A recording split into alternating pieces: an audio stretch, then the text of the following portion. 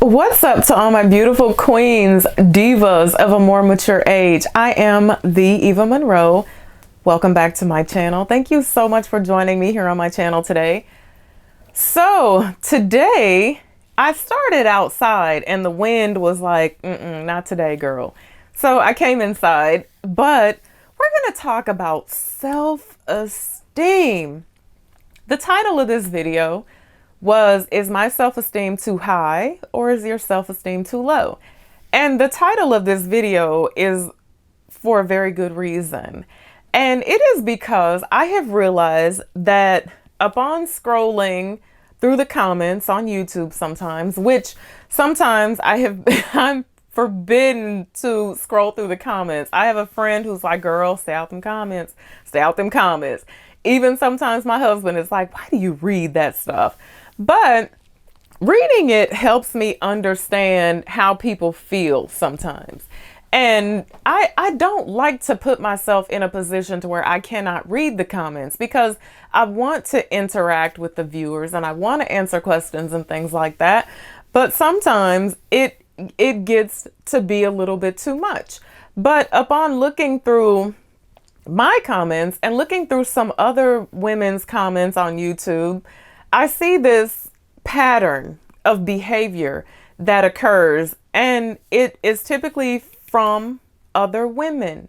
And it's always the, oh, you think you're so wonderful. Oh, look at you sitting in your ivy tower looking down on the world. You think way too highly of yourself. And these comments, when I see these comments, I just picture in my mind some little insecure lady sitting behind her keyboard with no avatar picture or nothing else, pissed off at the women in the world who are doing what they want to be doing. They're doing it with confidence, they're doing it with style and doing it with grace, but they are doing what she wants to be doing, but she does not have the courage or the self-esteem to do it. And that makes me sad. It makes me sad when I see women tearing each other down. Y'all know how I feel about that. Like, I'm for the women. I'm about the women all day long. Like nothing else, will do, in my opinion. That type of stuff doesn't fly with me.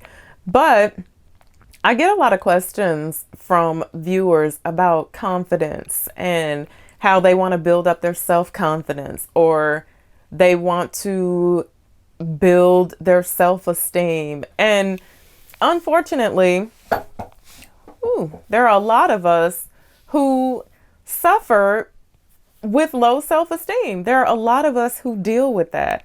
And so today I just wanted to talk about 5 things that helped me rebuild my self-esteem, because I'm not a psychiatrist, I'm not a psychologist, none of the above. But I say this all the time. I have lived, and I started out with very low self-esteem, and it had to be repaired. And it's not an easy job to do, but it's not impossible. And that's what I want to share with you lovely ladies today. So the 5 most important things that I had to do in my life, I will share these things with you ladies. So the very first thing I had to do was I had to figure out where it came from. None of us are born into this world with low or high self-esteem, but those people, that the Lord blessed you with as parents, at some point in time, they have planted a good seed or a bad seed that has caused you, if you have low self-esteem, it has caused you to have low self-esteem. If you have high self-esteem, it has caused you to have high self-esteem. It could have been your parents. It could have been your grandparents. It could have been the little boys in school. It could have been the kids in your class. It just depends. But typically, it happens at a very, very early age. And you have to figure out exactly where that came from for you. Sometimes you just didn't receive enough hugs. Sometimes someone didn't tell you they loved you enough.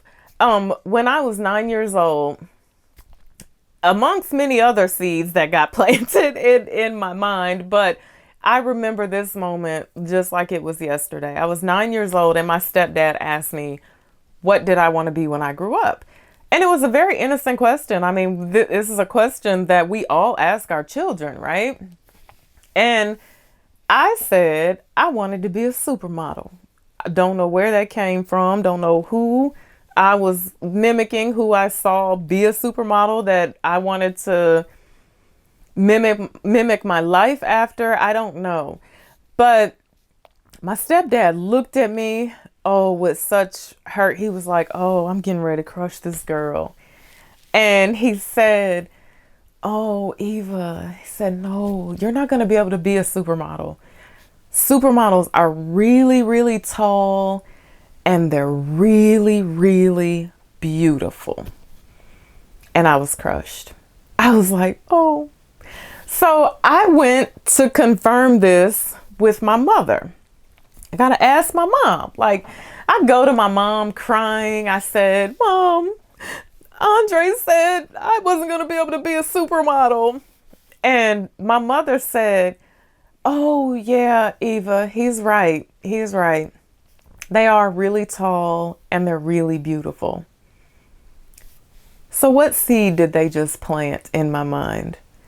They planted the seed that I was not pretty enough and that I was not tall enough to be able to do what it was that I wanted to do in my life that was going to make me happy.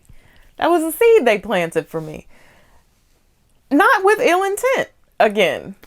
So I grew up, I was very insecure, and we're talking about, again, I will say amongst many other seeds, but I was very insecure. I didn't want to hang out with pretty girls because I didn't think I belonged in that group. I was intimidated by pretty girls. That's why whenever I hear women say, I don't mess with women, I don't have any women friends, I'm like, why don't you have women friends? Tell it all. But even guys, I was insecure around guys. It caused me to believe that some things that had been done to me, they were my fault. I deserved them. I deserved to have those things happen to me because I wasn't a pretty girl and I wasn't a tall girl and I wasn't good enough. So there you go. So I'm like 18 years old and I'm in the grocery store one day. This lady, she's like staring at me and I'm 18. I'm so full of attitude and anger and rage and everything else. And I'm looking at her like, what we getting ready to do here? Like, I don't know you. You don't know me. What? Do I know your boyfriend? I mean, what's getting ready to happen? So the lady walks up to me. She has a business card in her hand and she's like, oh my God, you are so stunning. I need you. And I'm like, wait a minute now, back up now. What you mean you need me? And she said, I own a modeling agency and I'm getting ready to have a show and I need to put you in my show. You need to be in my show. And I'm looking at this lady like she got two heads. And I'm like, ma'am, don't do me. Don't do me. I'm not tall enough to be in your show and I'm not pretty enough to be in your show. And this lady is just looking at me like, what the hell? What is wrong with this girl?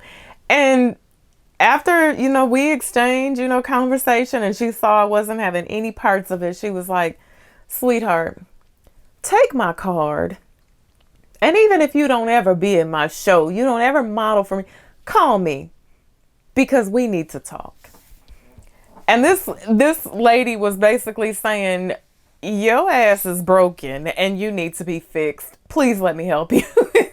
Like someone has done something to you. But that's how I felt.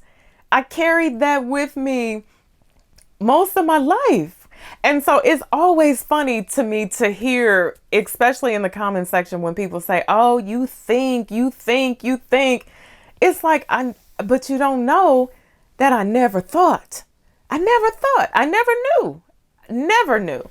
because my self-esteem was so low. I never thought I was pretty enough. I never thought I was tall enough. So figure out where it comes from.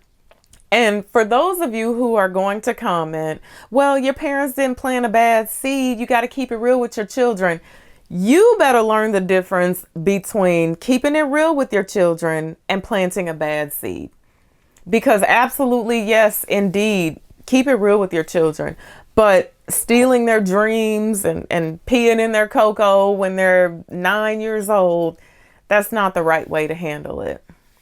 Now, the second thing that I had to do, the second thing that you should do to start repairing your self-esteem is stop comparing yourself to others. Stop comparing yourself to other women. You are not other women and they are not you. As there is something great about them, could be the way they walk, the way they talk, the way they dress, the way whatever. There is something greater about you, and you better start dialing in and figuring out what that is. Stop comparing yourself to other women. Stop comparing yourself to Instagram models. Stop comparing yourself to Beyonce. You ain't Beyonce. You ain't got Beyonce's money. You don't see Beyonce after she goes in that mansion and closes those doors. You don't know what's going on in Beyonce's life. Stop comparing yourself to other women and find that thing that makes you you. That is so great and so wonderful that other people just want to be surrounded with it all the time. That is more important than everything else on this list, because that is something that I see every day. We compare ourselves to other women so much. It's horrible. When men say, oh, women do this because they think men like it. Women, stop wearing long weave. We don't like it. We don't do it for y'all. Let's get that understood first and foremost. Women do it for other women because they are constantly comparing themselves to other women. And I'm not saying all women, so you don't have to come in the comments second time, I do this for me. There are some I do this for me's out there. But for as many I do this for me's, there are twice as many I do this because I am comparing myself to her. Now, the third thing is pay attention to your negative thoughts and start flipping those negative thoughts into positive thoughts. The way that I started doing this was journaling. And I forgot to bring one of my books in here with me. I have journals all the way back to 2004, which is when I started really journaling. And sometimes even today, I'll go back, I'll just pick a book and just read it and be like, girl, who wrote this? What were you going through? Who were you? Write it down. Because when it's going on inside of your mind, it's all jumbled up. Most of us don't come equipped with the tools to put it all in order, make it make sense and fix it. But when you look at it on paper, it makes so much more sense. But start journaling and paying attention to your negative thoughts.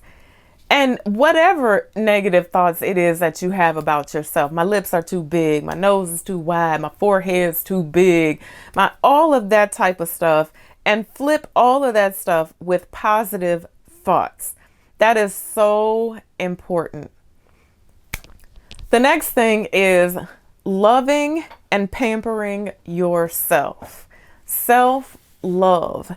And when I speak of pampering yourself, I'm not necessarily talking about going and sitting down at the nail shop every week or every other week. I'm not talking about that. I'm talking about taking time for you, with you, to get into your own headspace, into your own mental. Take time to relax and put things into perspective. Have time to reflect. Have time to write down your goals and lists, and take time to pamper yourself. That is so important because honestly, it helps build your self-esteem. The next thing, the last thing, is forgiving yourself. forgiving yourself and forgiving other people, that doesn't necessarily mean that you have to go back and have a conversation with said person and said person has to say, oh, I'm sorry for what I did. It took me a long time to get this because I used to feel like in order for me to move on and in order for me to forgive someone, you got to apologize to me. You're going to have to apologize to me. It took me a long time to realize that first and foremost, some people that did me wrong, well, they will never think that they did me wrong. They'll never come to that conclusion on their own. Some people will leave this world having wronged me and will never feel sorry about it. So, am I supposed to stay stuck in that moment, waiting for someone to say, oh, I'm sorry, and then I can move on? It's not for the other person. It's for you. Forgiveness is for you. So I had a situation where I wrote a letter to someone and I told them exactly how I felt. And I just sent the letter off to a felonious address. It wasn't even that person's address, but I'm sure whoever's address it was, they opened the letter, they read the letter, they felt some type of way about it, I'm sure. But I had to get it off my chest. And in order for me to do that, I had to put it on paper and I had to put it in the mail. And inside of my mind, I at least had to believe that that person knows how I feel and now I can move on with my life. Whatever it takes for you. But if you feel like it's going to take them saying, I'm sorry, that's probably never going to happen. And as long as you are waiting for that, then you will forever be stuck in a moment and you will never heal. Your self-esteem will never be fixed because you are waiting for someone else to allow you to heal. And that's not how healing works. Not at all. So thank you guys so much for listening to me today. I had to get this off of my chest. I just want women to, first and foremost, be nicer to each other. And the women out there that feel like they can't shine bright enough because they don't want to offend anyone, people will tell you all the time, girl, don't do too much. They gonna think you all that. Don't have too much, girl, because, somebody might rob you or they gonna think you better than, everybody else. I removed my dimmer switch a long time ago. So if anyone ever watches me and they get offended by the light that shines ever so bright from me, then you have to watch somebody else because I don't turn it down for other people. I don't turn it down so that other people will be comfortable in my presence. I did that for the bigger part of my life. And I suggest you do the same. Remove your dimmer switch. Let your light shine. Do you, be you, and shine. That's all I can say. Shine whenever you can, as bright as you can. So, thank y'all for listening to me today. Until I see you again, be blessed and bye for now.